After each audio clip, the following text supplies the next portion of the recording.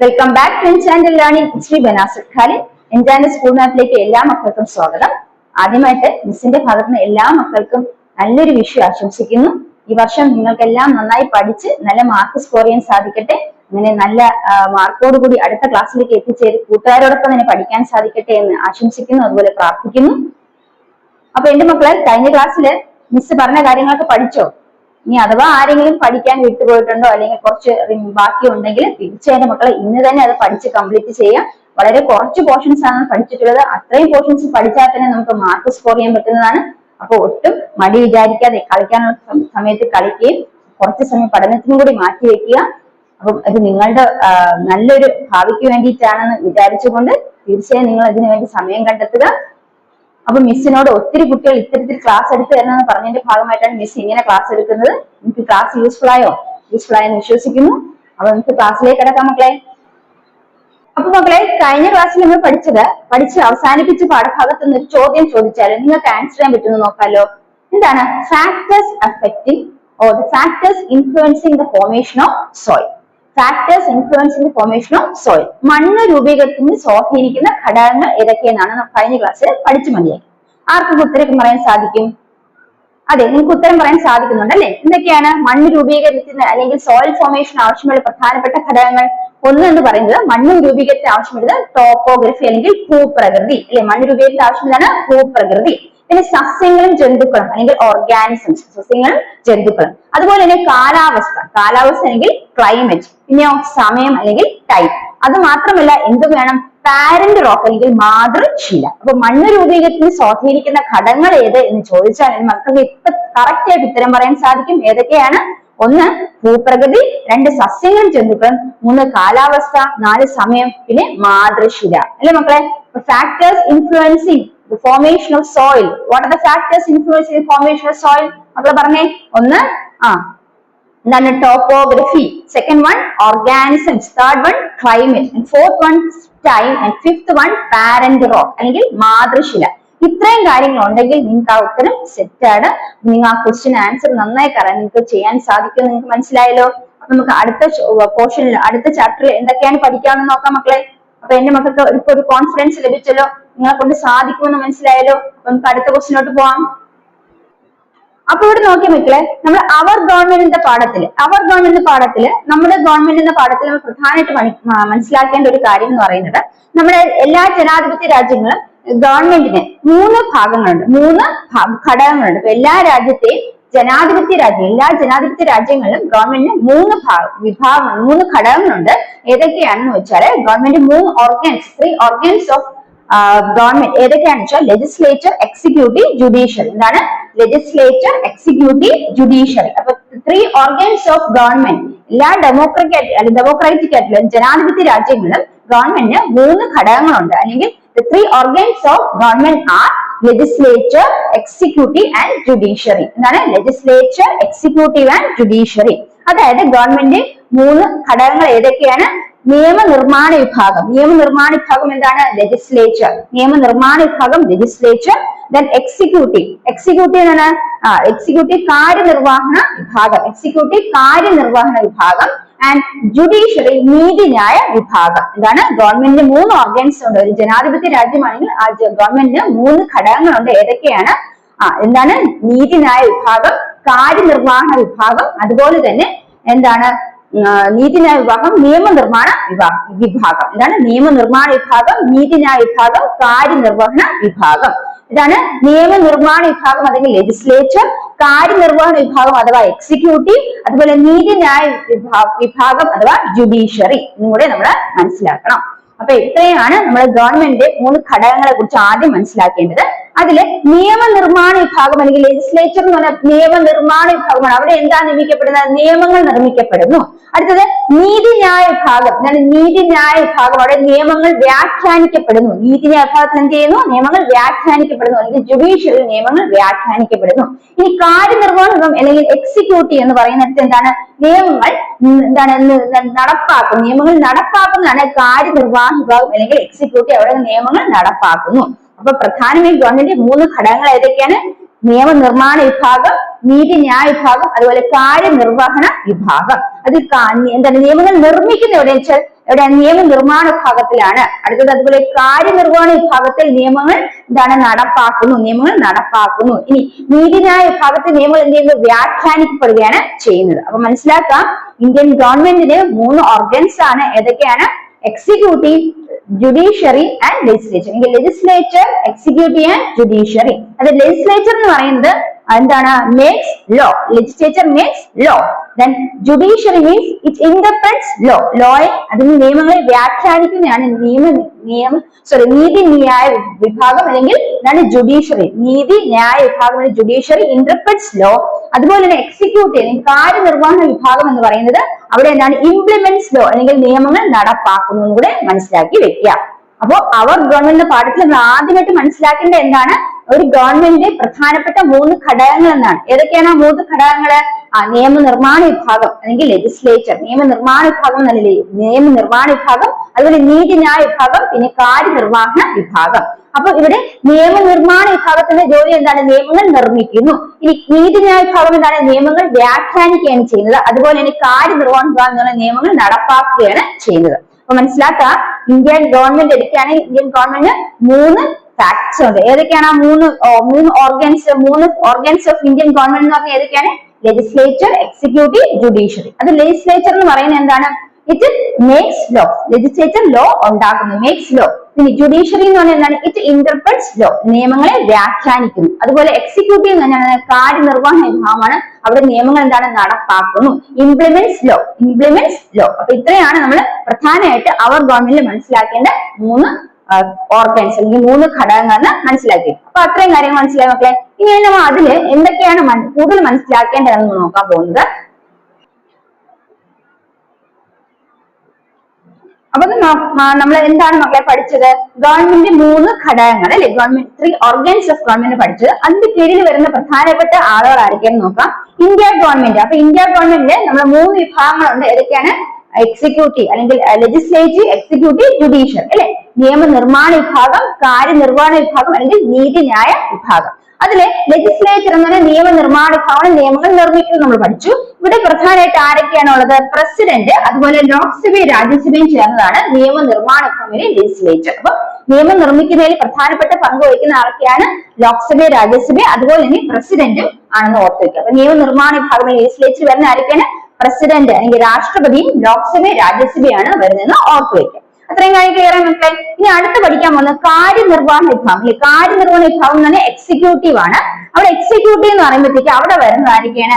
അതായത് നിയമങ്ങൾ നടപ്പാക്കുന്ന വിഭാഗമാണ് കാര്യനിർവഹണ വിഭാഗം അല്ലെ. അപ്പൊ അവിടെ എക്സിക്യൂട്ടീവ് എന്ന് പറയുന്നത് വരുന്നതാണ് president, vice president, prime minister, council of ministers, അതുപോലെ ബ്യൂറോക്രസി. ആരൊക്കെയാണ്?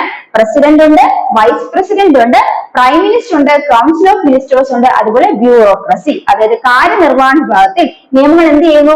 നടപ്പിലാക്കുന്നു. അപ്പൊ നിയമങ്ങൾ നടപ്പിലാക്കുന്നത് ആരൊക്കെയാണ്? രാഷ്ട്രപതി, ഉപരാഷ്ട്രപതി, പ്രധാനമന്ത്രി, മന്ത്രിസഭ, അതുപോലെ ഉദ്യോഗസ്ഥ വൃന്ദം. ഇപ്പൊ രാഷ്ട്രപതി, ഉപരാഷ്ട്രപതി, പ്രധാനമന്ത്രി, അതുപോലെ തന്നെ എന്താണ്? മന്ത്രിസഭ, പിന്നെ ഉദ്യോഗസ്ഥ വൃന്ദം. ഇവരെല്ലാം ചേർന്നാണ് നിയമങ്ങൾ നടപ്പിലാക്കുന്നതിന് സഹായിക്കുന്നത്. അപ്പൊ അടുത്തത് നീതിന്യായ വിഭാഗങ്ങളിൽ ജുഡീഷ്യറിയിൽ ആരൊക്കെയാണ് വരുന്നത്? അപ്പൊ നീതിന്യായ വിഭാഗങ്ങളിലാണ് നിയമങ്ങളെ വ്യാഖ്യാനിക്ക് ചെയ്യപ്പെടുന്നതാണ് എവിടെ? നീതിന്യായ വിഭാഗത്തിൽ അല്ലെങ്കിൽ ജുഡീഷ്യറി. അവിടെ പ്രധാനപ്പെട്ട പങ്ക് വഹിക്കുന്ന ആരൊക്കെയാണ്? സുപ്രീം കോടതി, ഹൈക്കോടതി, district court, sub court, municipal court, magistrate court. ഏതൊക്കെയാണ്? മുമ്പ് എന്നോട് പറയൂ. സുപ്രീം കോർട്ട്, ഹൈക്കോടതി, district court, sub court, municipal court, magistrate court. ഏതൊക്കെയാണ്? സുപ്രീം കോർട്ട്, ഹൈക്കോടതി. അതായത് സുപ്രീം കോർട്ട് ആണ് ഏറ്റവും മുകളിലത്തെ ലെവലില്, രണ്ടാമത്തെ തൊട്ട് താഴെ ഹൈക്കോടതി, അതിനുശേഷം ഡിസ്ട്രിക്ട് കോർട്ട് ആണ്, പിന്നെ sub court, municipal court, magistrate court. അപ്പൊ ഇതാണ് നീതിന്യായ വിഭാഗം അല്ലെങ്കിൽ ജുഡീഷ്യറിയുമായി ബന്ധപ്പെട്ട് പ്രവർത്തിക്കുന്ന വിഭാഗങ്ങൾ. മനസ്സിലായോ? അപ്പൊ ഇത്രയും നമ്മൾ മനസ്സിലാക്കി വെക്കുക. എന്താണ്? സുപ്രീം കോടതി, ഹൈക്കോടതി, ജില്ലാ കോടതി, അതുപോലെ സബ് കോടതികൾ, മുനിസിപ്പൽ കോടതികൾ, മജിസ്ട്രേറ്റ് കോടതി, ഇവയാണ് നീതിന്യായ വിഭാഗത്തിൽ പെടുന്ന പ്രധാനപ്പെട്ട വിഭാഗങ്ങൾ എന്ന് ഓർത്തു വെക്കുക. പിന്നെ മക്കൾ ഈ ഒരു പാഠത്തിൽ നിന്ന് മനസ്സിലാക്കേണ്ട പ്രധാനപ്പെട്ട ഒരു ചോദ്യം ഏതാണെന്ന് വെച്ചാൽ ഗവൺമെന്റ് പ്രധാനപ്പെട്ട ഘടകങ്ങൾ ഏതൊക്കെയാണ്? Organs of government. എന്താണ് മനസ്സിലാക്കിയത്?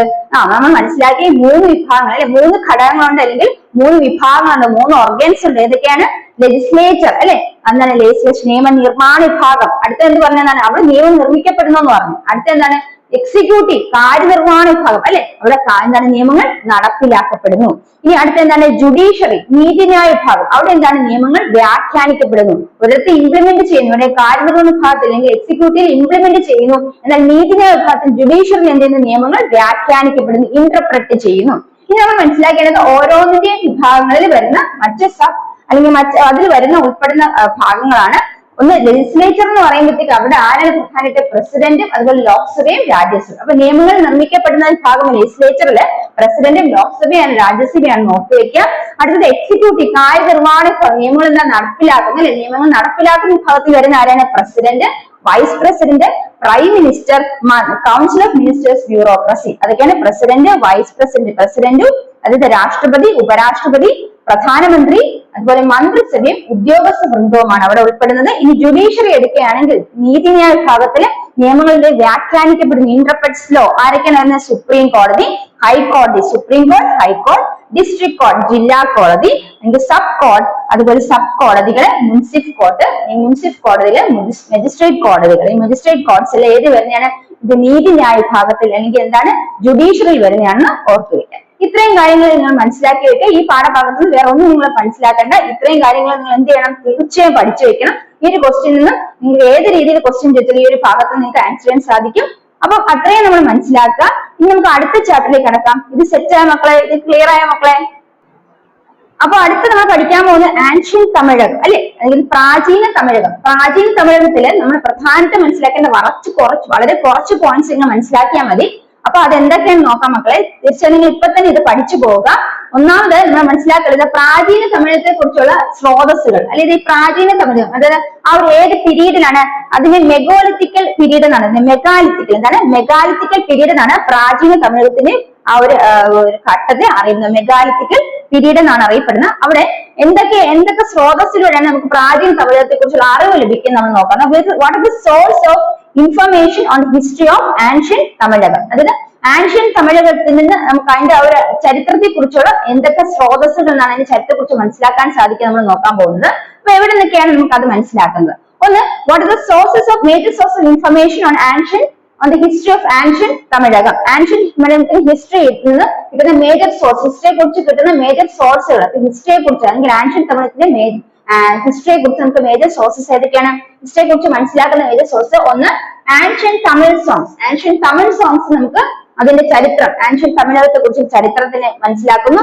അതുപോലെ കോയിൻസ്, ആ സമയത്ത് ഉപയോഗിച്ചിരുന്ന കോയിൻസ് കൊണ്ട് നമുക്ക് മനസ്സിലാക്കാൻ സാധിക്കുന്നു. അതുപോലെ ട്രാവലോഗേഴ്സ്, അതായത് യാത്രാ വിവരങ്ങൾ, യാത്രാ കുറിപ്പുകൾ, സഞ്ചാര കുറിപ്പുകളോട് നമുക്ക് മനസ്സിലാക്കാൻ സാധിക്കുന്നു. അതുപോലെ തമിഴ് ഇൻസ്ക്രിപ്ഷൻസ്, അതായത് എന്താണ്, തമിഴ് ഇൻസ്ക്രിപ്ഷൻസ് അല്ലെങ്കിൽ തമിഴ് ലിഖിതങ്ങളിലൂടെ നമുക്ക് എന്ത് സാധിക്കുന്നു, ഈ പറയുന്ന ആൻഷ്യൻ തമിഴകത്തിന്റെ ചരിത്രത്തെ കുറിച്ച് മനസ്സിലാക്കാൻ സാധിക്കുന്നു. അപ്പൊ what are the sources of information, അല്ലെങ്കിൽ how can we collect the information, what are the source of information on the history of ancient Tamilagam? What are the source of information on the history of ancient Tamilagam? അല്ലെങ്കിൽ പ്രാചീന തമിഴകത്തെ കുറിച്ച് അതിന്റെ ചരിത്രത്തെ കുറിച്ച് നമുക്ക് ലഭിക്കുന്ന അറിവുകൾക്കുള്ള സ്രോതസ്സുകൾ ഏതൊക്കെ സ്രോതസ്സിൽ നമുക്ക് അറിവുകൾ ലഭിക്കുന്ന നമുക്ക് നോക്കാം. ഒന്നാമതായിട്ട് ആൻഷ്യൻ തമിഴ് സോങ്സിൽ നിന്നും, അതായത് പ്രാചീന അല്ലെങ്കിൽ പഴന്തമിഴ് പാട്ടുകളിൽ നിന്ന് നമുക്ക് അവരുടെ ആൻഷ്യൻ തമിഴകത്തിന്റെ ഹിസ്റ്ററി അല്ലെങ്കിൽ ചരിത്രം മനസ്സിലാക്കാൻ സാധിക്കും. ഇനി കോയിൻസ്, ആ കാലത്ത് ഉപയോഗിച്ചിരുന്ന കോയിൻസ്, നാണയങ്ങളിൽ നമുക്ക് ആൻഷ്യൻ തമിഴകത്തിന്റെ ചരിത്രം മനസ്സിലാക്കാൻ സാധിക്കും. അതുപോലെ ട്രാവലോഗേഴ്സ് അല്ലെങ്കിൽ സഞ്ചാര കുറിപ്പുകളിൽ നമുക്ക് ആ ഒരു ആൻഷ്യൻ തമിഴകത്തിന്റെ ഹിസ്റ്ററിയെ കുറിച്ച് മനസ്സിലാക്കാൻ സാധിക്കും. അതുപോലെ തമിഴ് ഇൻസ്ക്രിപ്ഷൻസ് അല്ലെങ്കിൽ തമിഴ് ലിഖിതങ്ങളിൽ നിന്നും നമുക്ക് എന്ത് സാധിക്കും, ഈ പറയുന്ന ആൻഷ്യൻ അല്ലെങ്കിൽ പ്രാചീന തമിഴകത്തിന്റെ അറിവുകൾ അല്ലെങ്കിൽ ആ ഒരു അതിന്റെ ഹിസ്റ്ററിയെ കുറിച്ചുള്ള അല്ലെങ്കിൽ ചരിത്രത്തെ കുറിച്ചുള്ള അറിവുകൾ ലഭിക്കും. അപ്പൊ എന്താണ് ചോദ്യം നമുക്ക് മനസ്സിലാക്കേണ്ടത്? ഈ പ്രാചീന തമിഴകം എന്ന പാഠഭാഗത്തിൽ നമ്മൾ പ്രധാനം മനസ്സിലാക്കേണ്ട ഒരൊറ്റ ചോദ്യം ഏതാണ്? What are the sources of information regarding the history of ancient Tamilagam? What is the source of information on the history of ancient Tamilagam? Ancient Tamilagate history ബന്ധപ്പെട്ട സോഴ്സുകൾ എന്തൊക്കെയാണ്? That is ancient Tamil songs, coins, travelogues and Tamil inscriptions. എന്റെ കൂടെ പറഞ്ഞ മക്കളെ എന്തൊക്കെയാണ്? ancient Tamil songs, coins, travelogues, Tamil inscriptions. അപ്പൊ ഇത്ര എഴുതിയാൽ നമുക്ക് ആ മാർക്ക് കിട്ടുന്നതാണ്. അപ്പൊ ഒന്നും കൂടെ പറയാം, അത് പ്രാചീന തമിഴകത്തെ കുറിച്ചുള്ള പ്രാചീന തമിഴകത്തിന്റെ ചരിത്രത്തെ കുറിച്ചുള്ള അറിവുകൾ ലഭിക്കുന്നത് സ്രോതസ്സുകൾ ഏതൊക്കെയാണെന്ന് ചോദിച്ചാൽ ഏതൊക്കെയാണ്? പ്രാചീന തമിഴ് അല്ലെങ്കിൽ പഴന്തമിഴ് പാട്ടുകളിൽ നിന്ന്, ആൻഷ്യൻ തമിഴ് സോങ്സിൽ നിന്നും, പിന്നെ കോയിൻസ് അല്ലെങ്കിൽ നാണയങ്ങളിൽ നിന്നും, പിന്നെ സഞ്ചാരക്കുറിപ്പുകൾ അല്ലെങ്കിൽ ട്രാവലോഗസ് സഞ്ചാരക്കുറിപ്പുകൾ, അതുപോലെ തമിഴ് ലിഖിതങ്ങൾ. എന്തൊക്കെയാണ്? പഴന്തമിഴ് പാട്ടുകൾ, നാണയങ്ങൾ, സഞ്ചാരക്കുറിപ്പുകൾ, അതുപോലെ തമിഴ് ലിഖിതങ്ങളിൽ നിന്നാണ് നമുക്ക് പ്രാചീന തമിഴകത്തിന്റെ ചരിത്രത്തെ കുറിച്ചുള്ള വിവരങ്ങൾ ലഭിക്കുന്ന സ്രോതസ്സുകൾ എന്ന് മനസ്സിലാക്കി വയ്ക്കാം. ക്ലിയർ ആണ് മക്കളെ? ഇത്രയും മനസ്സിലായോ? അടുത്ത് നമുക്ക് മനസ്സിലാക്കേണ്ടത് ഇവിടെ പറയുന്ന കുറച്ച് ആ ഒരു പീരീഡിൽ ഉണ്ടായിരുന്ന രാജാക്കന്മാരെ കുറിച്ച് ജസ്റ്റ് ഒന്ന് മനസ്സിലാക്കി പോവുക. അപ്പൊ നമ്മൾ അടുത്ത് മനസ്സിലാക്കാൻ പോകുന്നത് എന്താണ്? ഇവിടെ ഒരു സമയത്ത് ആ പ്രാചീന തമിഴകത്തിന്റെ കാലഘട്ടത്തില് എന്താണ് അവിടെ ട്രേഡ് അല്ലെങ്കിൽ കച്ചവടം കൺട്രോൾ ചെയ്തിരുന്നത്. Trade was controlled by 3 powers, namely Cheras, Pandyas and Cholas.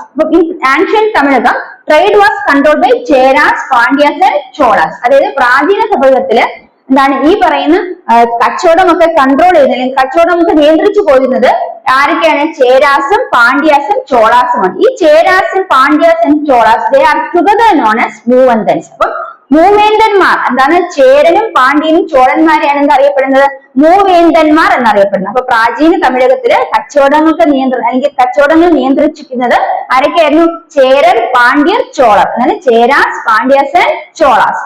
ഇവരെ 3 പേരെയും ചേർത്താണ് മൂവേന്തൻസ് അല്ലെങ്കിൽ മൂവേന്തന്മാർ എന്നറിയപ്പെടുന്നത്. അപ്പൊ മൂവേന്തന്മാർ അല്ലെങ്കിൽ മൂവേന്തൻസ് ആണ് എന്ത്? കച്ചവടം അല്ലെങ്കിൽ ട്രേഡ് കൺട്രോൾ ചെയ്യുന്ന സമയത്ത് പ്രാചീന തമിഴകത്ത് കച്ചവടം അല്ലെങ്കിൽ ട്രേഡ് കൺട്രോൾ ചെയ്യുന്ന ആരൊക്കെയായിരുന്നു? മൂവേന്തൻസ് ആയിരുന്നു, മൂവേന്തന്മാരായിരുന്നു. ആരൊക്കെയായിരുന്നു? ചേരാസ്, പാണ്ഡ്യാസ്, ചോളസ്. ചേരന്മാർ, പാണ്ഡ്യന്മാർ, ചോളർ. ആരൊക്കെയാണ്? ചേരർ, പാണ്ഡ്യർ, ചോളർ. ഇവരെയാണ് മൂവേന്തൻസ് അല്ലെങ്കിൽ മൂവേന്തന്മാർ എന്ന് വിളിച്ചിരുന്നത്. ഇവരാണ് പ്രാചീന തമിഴകത്തിൽ കച്ചവടങ്ങളെ നിയന്ത്രിച്ചു പോയിരുന്നത്. ഇത്ര മനസ്സിലായ മക്കളെ? അപ്പൊ ഇത്രയും പോർഷൻസ് ആണ് നമ്മൾ ഈ ഒരു പാഠത്തിന് പ്രാചീന തമിഴത്തിൽ മനസ്സിലാക്കേണ്ടത്. പ്രാചീന തമിഴത്തിന്റെ പ്രധാന സ്രോതസ്സുകൾ അല്ലെ, പ്രാചീന തമിഴത്തിന്റെ ചരിത്രത്തെ കുറിച്ച് മനസ്സിലാക്കിയതിന് സഹായിച്ച പ്രധാന സ്രോതസ്സുകൾ എന്ന് മനസ്സിലാക്കുക. അതുപോലെ മൂവേന്തന്മാർ ആരാണ്, അവരുടെ പ്രസക്തി എന്താണ്, അത്രയാണ് നമ്മൾ ഈ ഒരു പാഠത്തിന് കറക്റ്റ് ആയിട്ട് മനസ്സിലാക്കി പോകേണ്ടത്. അടുത്തത് നമ്മൾ 5ാമത്തെ പാഠഭാഗത്തിലോട്ട് പോവുകയാണ്. അപ്പൊ നിങ്ങൾക്ക് ഇത്രയും പോർഷൻസ് ക്ലിയർ ആയോ? നമ്മൾ ഇന്ന് അവർ ഗവൺമെന്റിലെ അല്ലെങ്കിൽ നമ്മുടെ ഗവൺമെന്റിലെ പ്രധാനപ്പെട്ട ഘടകങ്ങളെ കുറിച്ച് മനസ്സിലാക്കി. അതുപോലെ തന്നെ ഇപ്പൊ മനസ്സിലാക്കുന്ന പ്രാചീന തമിഴകത്തിൽ നമുക്ക് എന്തൊക്കെയാണ് പരീക്ഷയ്ക്ക് മനസ്സിലാക്കേണ്ടത് അത് ക്ലിയർ ആയെന്ന് വിശ്വസിക്കുന്നു. ഇത് നിങ്ങൾ ഇപ്പോൾ തന്നെ പഠിച്ചു പോവുക. അടുത്ത് നമ്മൾ മനസ്സിലാക്കാൻ പോകുന്നത് ഭൂപടങ്ങൾ വായിക്കുക എന്ന് പറഞ്ഞ യൂണിറ്റ് 6ലെ പ്രധാനപ്പെട്ട ചോദ്യങ്ങളാണ്. തീർച്ചയായും ഇത് മനസ്സിലാക്കി വെക്കുക. അപ്പം നോക്കാം നമുക്ക് എന്തൊക്കെയാണ് പഠിക്കാനുള്ളതെന്ന്. അപ്പൊ മക്കളെ അടുത്ത നമ്മൾ പഠിക്കാൻ പോകുന്നത് ഭൂപടങ്ങൾ വായിക്കാം. ഈ റീഡിംഗ് മാപ്സിൽ നമുക്ക് പരീക്ഷയ്ക്ക് ചോദിക്കാം അല്ലെങ്കിൽ പഠിക്കാൻ ഏറ്റവും പ്രധാനപ്പെട്ടത് നമ്മൾ പരീക്ഷയ്ക്ക് പഠിക്കേണ്ടതുമായ കാര്യമാണ് മനസ്സിലാക്കാൻ പോകുന്നത്. എന്താണ് ഭൂപടങ്ങൾ അല്ലെങ്കിൽ മാപ്സ് എന്ന് പറയുന്നത്? മാപ്സ് എന്ന് പറയുന്നതിനെ കുറിച്ചാണ് നമ്മൾ പഠിക്കാൻ പോകുന്നത്. അത് പ്രധാനമായിട്ട് മാപ്സിനെ രണ്ടായിട്ട് അതിന്റെ ഫംഗ്ഷൻ അനുസരിച്ച് അതിന്റെ ധർമ്മം അനുസരിച്ച് 2ആയിട്ട് തരംതിരിക്കുന്നുണ്ട്. Physical മാപ്പും cultural മാപ്പും. എന്താണ് ഫിസിക്കൽ മാപ്പും കൾച്ചറൽ മാപ്സും? അപ്പൊ അവിടെ ഫിസിക്കൽ മാപ്പ് എന്ന് പറയുന്നത് എന്താണ്? നമ്മള് നേച്ചറുമായിട്ട് ബന്ധപ്പെട്ട അല്ലെങ്കിൽ അതുള്ള അങ്ങനെയുള്ള പടങ്ങളൊക്കെ വരയ്ക്കുന്നതാണ് ഫിസിക്കൽ മാപ്പിൽ വരുന്നത്. ഇനി maps representing natural features, physiography, climate etcetera physical മാപ്പ്. അതായത് ക്ലൈമറ്റ്, നേച്ചർ അല്ലെ, നമുക്ക് പ്രകൃതി, അതുപോലെ തന്നെ നമ്മുടെ കാലാവസ്ഥ, ഇതിനെ കുറിച്ചൊക്കെ മനസ്സിലാക്കാൻ നമ്മൾ ഉപയോഗിക്കുന്ന മാപ്പിനെയാണ് ഫിസിക്കൽ മാപ്പ് എന്ന് പറയുന്നത്. അതുപോലെ മനുഷ്യ നിർമ്മിതമായ കാര്യങ്ങളെ കുറിച്ച്, അതായത് റോഡ്, അതുപോലെ ഇൻഡസ്ട്രി, ഇതിനെ കുറിച്ചൊക്കെയുള്ള ഐഡിയാസ് കിട്ടാൻ വേണ്ടി നമ്മൾ വരയ്ക്കുന്ന മാപ്പിനെയാണ് എന്ത് വിളിക്കുന്നത്? കൾച്ചറൽ മാപ്സ് എന്ന് വിളിക്കുന്നത് മനസ്സിലാക്കി വെക്കുക. ഇനി നമ്മൾ മനസ്സിലാക്കാൻ പോകുന്നത് മാപ്പിനെ നമുക്ക് രണ്ടായിട്ട്, അതായത് ഭൂപടങ്ങളെ രണ്ടായിട്ട് തിരിക്കാം. എന്തൊക്കെയാണ്? സ്മോൾ സ്കെയിൽ മാപ്പും ലാർജ് സ്കെയിൽ മാപ്പും. എന്താണ് സ്മോൾ സ്കെയിൽ മാപ്പും ലാർജ് സ്കെയിൽ മാപ്പും? ഇത് സ്മോൾ സ്കെയിൽ മാപ്പിന് ഉദാഹരണമായിട്ട് വരുന്നതാണ് അറ്റ്ലസ് മാപ്പുകളും വാൾ മാപ്സും. ഇപ്പൊ സ്മോൾ സ്കെയിൽ മാപ്പിന് ഉദാഹരണമായിട്ട് വരുന്നതാണ് അറ്റ്ലസ് മാപ്പും വാൾ മാപ്സും. അതുപോലെ തന്നെ എന്താണ് ലാർജ് സ്കെയിൽ മാപ്സിന് ഉദാഹരണമായിട്ട് വരുന്നതാണ് കഡസ്ട്രൽ മാപ്സും ടോപ്പോഗ്രഫിക്കൽ മാപ്സും. എന്താണ് ലാർജ് സ്കെയിൽ മാപ്പിന് ഉദാഹരണമായിട്ട് വരുന്നതാണ് കഡസ്ട്രൽ മാപ്സും അതുപോലെ ടോപ്പോഗ്രഫിക്കൽ മാപ്സും. അപ്പൊ മനസ്സിലാക്കുക മക്കളെ, മാപ്പിനെ നമുക്ക് എന്താണ് പ്രധാനമായിട്ട് ഭൂപടങ്ങളെ രണ്ടായിട്ട് പറയാം. അത് എന്തിന്റെ അടിസ്ഥാനത്താണ്? അവയുടെ ഉള്ളടക്കത്തിന്റെ അടിസ്ഥാനത്തിൽ, ഫംഗ്ഷന്റെ അടിസ്ഥാനത്തിൽ നമുക്ക് ഭൂപടങ്ങൾ മാപ്സിനെ രണ്ടായിട്ട് തരംതിരിക്കാം. ഏതൊക്കെയാണ്? ഒന്ന് ഫിസിക്കൽ മാപ്പും, 2 കൾച്ചറൽ മാപ്സ്. അതായത് ഭൗതിക ഭൂപടങ്ങളും സാംസ്കാരിക ഭൂപടങ്ങൾ. അപ്പൊ ഭൗതിക ഭൂപടങ്ങളിൽ ഫിസിക്കൽ മാപ്പ് എന്ന് പറയുന്നത് ഭൂപ്രകൃതി, കാലാവസ്ഥ, അതായത് നമ്മുടെ ഫിസിയോഗ്രഫി, അതുപോലെ തന്നെ നേച്ചർ, ക്ലൈമറ്റ്, ഇതുമായിട്ട് ബന്ധപ്പെട്ട കാര്യങ്ങളെ കുറിച്ച് മനസ്സിലാക്കാനുള്ള ഉപയോഗിക്കുന്ന മാപ്പാണ് എന്ത്? ഫിസിക്കൽ മാപ്പ് അല്ലെങ്കിൽ ഭൗതിക ഭൂപടങ്ങൾ എന്ന് മനസ്സിലാക്കാം. അടുത്തത് സാംസ്കാരിക ഭൂപടങ്ങൾ, കൾച്ചറൽ മാപ്സ് എന്ന് പറയുന്നത് മാൻമെയ്ഡ് ഫീച്ചേഴ്സ് ആയ, അതായത് ഇൻഡസ്ട്രി, പൊളിറ്റിക്കൽ ആയിട്ടുള്ള ബൗണ്ടറീസ് ഇതൊക്കെ മനസ്സിലാക്കുക. അതായത് മനുഷ്യനിർമ്മിതമായ എന്താണ് വ്യവസായം, രാഷ്ട്രീയ അതിർത്തികൾ, കൃഷി ഇത് സംബന്ധിച്ചുള്ള കാര്യങ്ങൾ വിവരിക്കുന്ന ഭൂപടങ്ങളെയാണ് സാംസ്കാരിക ഭൂപടങ്ങൾ കൾച്ചറൽ മാപ്സ് എന്ന് മനസ്സിലാക്കി വെക്കുക. അപ്പൊ പ്രധാനമായിട്ടും മാപ്സിനെ അതിന്റെ ഉള്ളടക്കത്തെ അനുസരിച്ച് രണ്ടായിട്ട് തരംതിരിക്കുന്നു. ഏതൊക്കെയാണ്? ഫിസിക്കൽ മാപ്പും കൾച്ചറൽ മാപ്സും, അല്ലെങ്കിൽ എന്താണ് ഭൗതിക ഭൂപടങ്ങളും സാംസ്കാരിക ഭൂപടങ്ങൾ. ഭൗതിക ഭൂപടങ്ങൾ എന്ന് പറയുന്നത് നമ്മുടെ ഭൂപ്രകൃതി അതുപോലെ തന്നെ കാലാവസ്ഥയൊക്കെ സൂചിപ്പിക്കുന്ന മാപ്പുകളാണ്, അല്ലെങ്കിൽ ഭൂപടങ്ങളാണ്. ഇത് ക്ലൈമറ്റും ഫിസിയോഗ്രഫിയൊക്കെ കാണിക്കുന്ന അല്ലെങ്കിൽ അതിനെ ഇൻഡിക്കേറ്റ് ചെയ്യുന്ന അല്ലെങ്കിൽ അതിനെ ഷോ ചെയ്യുന്ന മാപ്സിനാണ് ഇതൊക്കെ ഫിസിക്കൽ മാപ്പ് എന്ന് പറയുന്നത്. ഇനി അതുപോലെ കൾച്ചറൽ മാപ്പ് അല്ലെങ്കിൽ സാംസ്കാരിക ഭൂപടങ്ങൾ എന്ന് പറയുമ്പോഴത്തേക്കും മനുഷ്യനിർമ്മിതമായ വ്യവസായങ്ങൾ, അതുപോലെ നമ്മുടെ രാഷ്ട്രീയ അതിർത്തികൾ അല്ലെങ്കിൽ പൊളിറ്റിക്കൽ ബൗണ്ടറീസ്, അതെന്താണ് man-made features such as political boundaries, industry, etc. അതൊക്കെ കാണിക്കുന്നതാണ് എന്ത് കൾച്ചറൽ മാപ്സ് അല്ലെങ്കിൽ സാംസ്കാരിക ഭൂപടങ്ങൾ ഓർത്തു വയ്ക്കാം. ഇനി നമ്മൾ മനസ്സിലാക്കുന്നത് പ്രധാനമായും മാപ്സിനെ സ്കെയിലിന്റെ അടിസ്ഥാനത്തിൽ, അതായത് മാപ്സ് എന്താണ് വരയ്ക്കുന്ന ഒരു മാപ്പ് വരയ്ക്കുന്ന ഒരു സ്കെയിൽ ഉണ്ട് അല്ലെ. നമ്മളിപ്പോ ഗ്രാഫ് വരയ്ക്കുന്ന നമ്മൾ ഗ്രാഫ് മാപ്സിൽ എങ്ങനെ വരയ്ക്കുന്നത്? ഒരു സ്കെയിൽ എടുത്താണ് നമ്മൾ ഗ്രാഫ് വരയ്ക്കുന്നത് അല്ലെ. അതുപോലെ ഭൂപടങ്ങൾ വരയ്ക്കുന്നതിനും ഒരു അളവ് നമ്മൾ എടുക്കേണ്ടതുണ്ട്. അപ്പൊ അങ്ങനെ അളവുകളുടെ അടിസ്ഥാനത്തിൽ നമുക്ക് ഭൂപടങ്ങളെ പ്രധാനമായിട്ടും രണ്ടായിട്ട് തരംതിരിക്കാം. അപ്പൊ എന്താണ് തോതിന്റെ അടിസ്ഥാനത്തിൽ ഭൂപടങ്ങളെ രണ്ടായിട്ട് തരംതിരിക്കാം. So maps can be classified based on the scale. നമ്മൾ നേരത്തെ പറഞ്ഞ എന്തിന്റെ അടിസ്ഥാനം ഫംഗ്ഷൻ അല്ലെങ്കിൽ ഉള്ളടക്കത്തിന്റെ അടിസ്ഥാനത്തിൽ മാപ്പിന് രണ്ടായിട്ട് തരംതിരിക്കാന്ന് പറഞ്ഞു. ഇനി നമ്മൾ പറഞ്ഞ അളവ് അല്ലെങ്കിൽ സ്കെയിലിന്റെ അടിസ്ഥാനത്തിൽ മാപ്പിനെ നമുക്ക് രണ്ടായിട്ട് പ്രധാനമായിട്ട് തരംതിരിക്കാം. ഒന്ന് സ്മോൾ സ്കെയിൽ മാപ്പും രണ്ട് ലാർജ് സ്കെയിൽ മാപ്പുമാണ്. അപ്പൊ എന്താണ് small scale map? Small scale map എന്ന് പറയുന്നത് ഒരു വലിയ ഏരിയയുടെ ഇമ്പോർട്ടന്റ് ആയിട്ടുള്ള ഇൻഫർമേഷൻ മാത്രം, അതായത് ഒരു ലാർജ് ഏരിയയുടെ ഇമ്പോർട്ടന്റ് ഇൻഫർമേഷൻ മാത്രം കാണിക്കുന്ന മാപ്പിനെയാണ് സ്മോൾ സ്കെയിൽ മാപ്പ് എന്ന് പറയുന്നത്. വലിയ ഏരിയയാണ് എടുക്കുന്നത്, പക്ഷെ അതിന് ഏറ്റവും ഇമ്പോർട്ടന്റ് ആയ ഇൻഫർമേഷൻ മാത്രം എടുത്ത് വരയ്ക്കുന്ന മാപ്പിനെയാണ് സ്മോൾ സ്കെയിൽ മാപ്പ് എന്ന് പറയുന്നത്. ഇനി ലാർജ് സ്കെയിൽ മാപ്പ് ആണെങ്കിലോ, ലാർജ് സ്കെയിൽ മാപ്പ് ആണെങ്കിൽ ഒരു ചെറിയ ഏരിയയുടെ വലിയ ഇൻഫർമേഷൻ. അപ്പൊ ലാർജ് സ്കെയിൽ എന്ന് പറഞ്ഞാൽ അവിടെ വലിയ ഇൻഫർമേഷൻ ആണെന്ന് ആലോചിക്കുക, ഒരു ചെറിയ ഏരിയയുടെ വലിയ ഇൻഫർമേഷൻ. സ്മോൾ സ്കെയിൽ മാപ്പ് എന്നാണെങ്കിലോ ഒരു വലിയ ഏരിയയുടെ ഇമ്പോർട്ടന്റ് ആയിട്ടുള്ള ഇൻഫർമേഷനുമാണ് നമ്മൾ സ്മോൾ സ്കെയിൽ മാപ്പിൽ സൂചിപ്പിക്കുന്നത്. അപ്പൊ സ്മോൾ സ്കെയിൽ മാപ്പും ഉണ്ട് ലാർജ് സ്കെയിൽ മാപ്പും ഉണ്ട്. നമ്മൾ പറഞ്ഞു മാപ്പിന് എന്താണ് അതിന് വരയ്ക്കുന്ന അളവിന്റെ അടിസ്ഥാനത്തിലാണ് ഇവിടെ രണ്ടായിട്ട് തരംതിരിച്ചിരിക്കുന്നതാണ് സ്മോൾ സ്കെയിൽ മാപ്പ് അല്ലെങ്കിൽ ചെറിയ തോത് ഭൂപടങ്ങൾ, ഇനി വലിയ തോത് ഭൂപടങ്ങൾ അല്ലെങ്കിൽ ലാർജ് സ്കെയിൽ മാപ്പ് എന്ന് പറയുന്നത്. അപ്പൊ പ്രധാനമായിട്ട് ഉള്ളടക്കത്തിന്റെ അടിസ്ഥാനത്തിൽ ഭൂപടങ്ങൾ രണ്ടായിട്ട് തരംതിരിക്കാം, ചെറിയ തോത് ഭൂപടങ്ങളും വലിയ തോത് ഭൂപടങ്ങളും.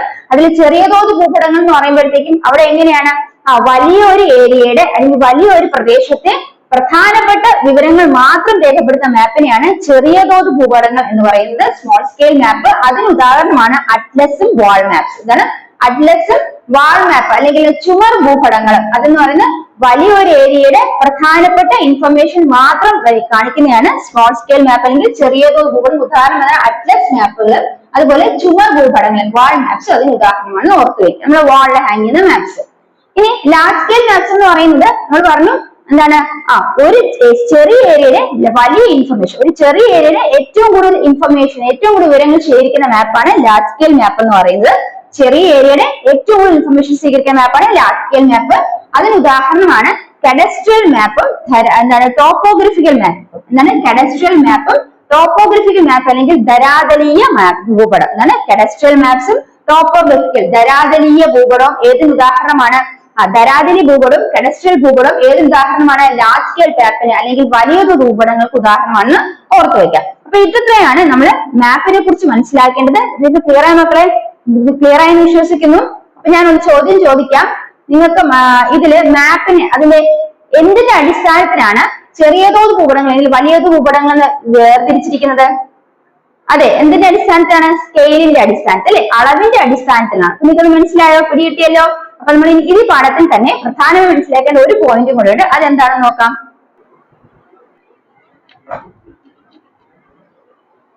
അപ്പൊ മക്കളെ ഇന്ന് നമ്മൾ മനസ്സിലാക്കാൻ പോകുന്നത് ഭൂപടങ്ങളെ വ്യക്തമായ തോതിന്റെ അടിസ്ഥാനത്തിൽ തയ്യാറാക്കുകയാണ്. ഈ തോതിനെ നമുക്ക് പ്രധാനമായിട്ട് മൂന്ന് രീതിയിലുള്ള തോതുകളാണ് ഉള്ളത്. അപ്പൊ ഭൂപടങ്ങളെ തയ്യാറാക്കുന്നത് ഒരു തോതിന്റെ അടിസ്ഥാനത്തിൽ സ്കെയിലിന്റെ അടിസ്ഥാനത്തിലാണ്. പ്രധാനമായ ഭൂപടങ്ങൾ തയ്യാറാക്കുന്ന സ്കെയിലുകൾ ഏതൊക്കെയാണെന്ന് മനസ്സിലാക്കണം. അത് നിങ്ങൾക്ക് പരീക്ഷയ്ക്ക് എന്തായാലും ചോദിക്കുക. അപ്പൊ നിങ്ങൾ മനസ്സിലാക്കി വെക്കുക ഏതൊക്കെയാണ് ആ സ്കെയിൽ അല്ലെങ്കിൽ തോത് എന്ന് പറയുന്നത്. ഭൂപടങ്ങളെ വ്യക്തമായ തോതിന്റെ അടിസ്ഥാനം തയ്യാറാക്കുന്ന ഏതൊക്കെ തോതിനനുസരിച്ചാണ്? ഒന്ന് പ്രസ്താവന രീതി, ഭിന്നക രീതി, രേഖാരീതി. അപ്പൊ എന്താണ്? ഭൂപടങ്ങളെ വ്യക്തമായ തോതിന് അടിസ്ഥാനത്തിൽ തയ്യാറാക്കുന്നു. ആ തോതിന് ഏതൊക്കെയാണ്? ആ തോത് 3 രീതികളിലാണ് ആ തോതിന് അടിസ്ഥാനത്തിൽ തയ്യാറാക്കുന്നത്. എന്താണ്? പ്രസ്താവന രീതി, ഭിന്നക രീതി, രേഖാരീതി. അതായത് maps are prepared on specific scales and there are 3 different kinds of methods to know the scale. അപ്പൊ ആ തോതിന് നിർണ്ണയിക്കുന്ന രീതികളാണ് ഇവിടെ മനസ്സിലാക്കുന്നത്. ഭൂപടങ്ങളെ അതിന്റെ തോതിന് വ്യക്തമായ തോതിന് അടിസ്ഥാനത്തിലാണ് തയ്യാറാക്കുന്നത്. അപ്പൊ ആ തോതിന് നിർണ്ണയിക്കുന്ന രീതികൾ ഏതൊക്കെയാണെന്ന് നോക്കാം. ഒന്ന് പ്രസ്താവന രീതി, ഭിന്നക രീതി, രേഖാരീതി. ഏതൊക്കെയാണ്? സ്റ്റേറ്റ്മെന്റ് ഓഫ് സ്കെയിൽ, അതാണ് പ്രസ്താവന രീതി, സ്റ്റേറ്റ്മെന്റ് ഓഫ് സ്കെയിൽ. അടുത്തത് എന്താണ്? ഭിന്നക രീതി. ഭിന്നക രീതി റെപ്രസെന്റേറ്റീവ് ഫ്രാക്ഷൻ. ഭിന്നക രീതി എന്താണ്? Representative fraction. ഇനി ലീനിയർ സ്കെയിൽ, രേഖാരീതി. രേഖാരീതി എങ്കിൽ ലീനിയർ സ്കെയിൽ. അപ്പൊ മക്കളെ എന്താണ് നമ്മൾ പഠിക്കാനുള്ളത്? ഇത്രയേ ഉള്ളൂ. ഭൂപടങ്ങളെ തോതിന്റെ അടിസ്ഥാനത്തിലാണ് തയ്യാറാക്കുന്നത്. അപ്പൊ ആ തോതിനെ വ്യക്തമാക്കുന്ന 3 പ്രധാനപ്പെട്ട രീതികൾ ഏതൊക്കെയാണ്? ഒന്ന് statement scale, which are the 3 methods of to show the scale. And which are the 3 methods to show the scale while drawing a map. When you draw, maps are prepared on the basis of and on specific scales. Maps are prepared on specific scales, and there are 3 different methods to represent, to show the specific scales, which are the statement of scale, representative function and linear scale. അത് maps വരയ്ക്കുന്നതിന് വേണ്ടിയിട്ട് നമ്മൾ scale, തോത് ഉപയോഗിക്കും. അപ്പൊ തോതിനെ നിർണ്ണയിക്കുന്ന പ്രധാനപ്പെട്ട 3 methods ഏതൊക്കെയാണെന്ന് ചോദിച്ചാൽ സ്റ്റേറ്റ്മെന്റ് ഓഫ് സ്കെയിൽ എന്താണ്? പ്രസ്താവന രീതി. രണ്ടെന്ന് റെപ്രസെന്റേറ്റീവ് ഫംഗ്ഷൻ, ഭിന്നക രീതി. അടുത്ത എന്താണ്? രേഖാരീതി അല്ലെങ്കിൽ ലീനിയർ സ്കെയിൽ. ഈ 3 രീതികൾ ഉപയോഗിച്ചാണ് നമ്മൾ സ്കെയില് അല്ലെങ്കിൽ തോത് നിർണ്ണയിക്കുന്നതെന്ന് മനസ്സിലാക്കി വെക്കുക. അപ്പൊ ഇത്രയും പോർഷൻസ് ആണ് റീഡിംഗ് മാപ്പ്, ഭൂപടങ്ങളെ വായിക്കുക എന്ന് പറഞ്ഞാൽ നമ്മൾ മനസ്സിലാക്കി പഠിക്കേണ്ടത്. വളരെ കുറച്ച് പോർഷൻസേ ഉള്ളൂ. അപ്പൊ നിങ്ങൾക്ക് അത് പഠിക്കാവുന്നേ ഉള്ളൂ. അപ്പൊ നമ്മൾ ഇന്നത്തെ ക്ലാസ്സിൽ ഡിസ്കസ് ചെയ്ത ചാപ്റ്റേഴ്സ് എല്ലാം നിങ്ങൾക്ക് മനസ്സിലായെന്ന് വിശ്വസിക്കുന്നു. എന്റെ മക്കൾ ഇന്ന് തന്നെ ഇത് പഠിച്ചു തീർക്കുക. ഇത് വളരെ കുറച്ച് ഭാഗമേ ഉള്ളൂ, നിങ്ങൾക്കൊണ്ട് പഠിക്കാൻ സാധിക്കും. അപ്പൊ നമ്മള് ഒട്ടും താമസിക്കാതെ തന്നെ ബാക്കി പോർഷൻസ് പഠിക്കുന്നതാണ്. അപ്പൊ അടുത്ത വീഡിയോ നമുക്ക് കാണാം. ഈ വീഡിയോ നിങ്ങൾക്ക് യൂസ്ഫുൾ ആയെങ്കിൽ തീർച്ചയായും സബ്സ്ക്രൈബ് ചെയ്യുക, ലൈക്ക് ചെയ്യുക, ഷെയർ ചെയ്യുക. അപ്പൊ അടുത്ത വീഡിയോയിൽ കാണാം. Bye from me. Thank you.